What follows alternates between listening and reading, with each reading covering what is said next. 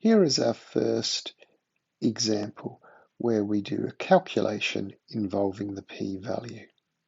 Our example reads, the number of hours of sleep an adult has each night is normally distributed, with a mean of 7.7 hours and a standard deviation of 0.5 hours. The number of hours of sleep for 50 randomly selected adults who are snorers produced a mean of 7.5 hours.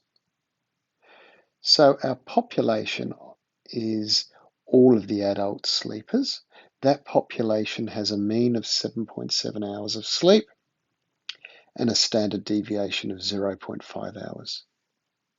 Our sample is the 50 adults, and they had a mean of 7.5 hours.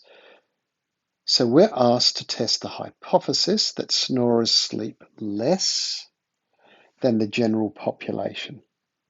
And we're going to use a test at 5% level of significance. So how do we do this? Firstly, we have to write down our null hypothesis and our alternate hypothesis. Now remember, the null hypothesis is that there is no significant change. So I've written H0, the mean is 7.7. So the mean amount of sleep that adult snorers has is 7.7 hours.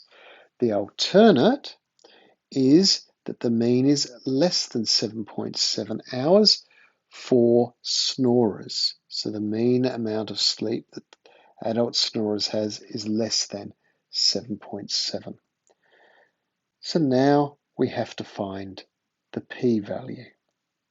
So the p-value is going to be the probability that the mean of x is less than 7.5. So as H1, the alternate hypothesis is a mean less than 7.7, and we know that the observed mean from our sample group is 7.5. The observed value, or more extreme value, is going to be the sample mean being less than 7.5. So let's go and have a look to see what to do using your calculator. The calculations we have are all done by the calculator. So the first thing we do is we go to the statistics menu and we go down to stat tests. We then select the z-test. From there, just make sure that your data input method is stats. Now we fill in the details. Firstly, mu0, that is 7.77. That is what we are expecting it to be, if the null hypothesis is true.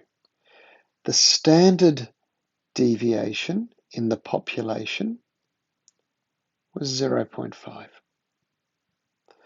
The mean in our sample was 7.5. The number of people in our sample was 50. Now we have to select the alternate hypothesis. In this case, we wanted the mean to be less than 7.5. Here we wanted the mean to be less than 7.7. Click on OK, and the calculator has produced the results. If we look at what we have there, it tells us what our test was for the alternate hypothesis. It tells us the probability value, the p-value, is 0.7 0.002339. Now, the chance of getting a mean less than that, if it is true, since p is less than 0.05, this number is less than 0.05, we reject the null hypothesis, and therefore the result is significant. So the mean amount of sleep that an adult snorer has per night is significantly less than 7.7 hours. From the data we had, there is enough evidence to support that claim.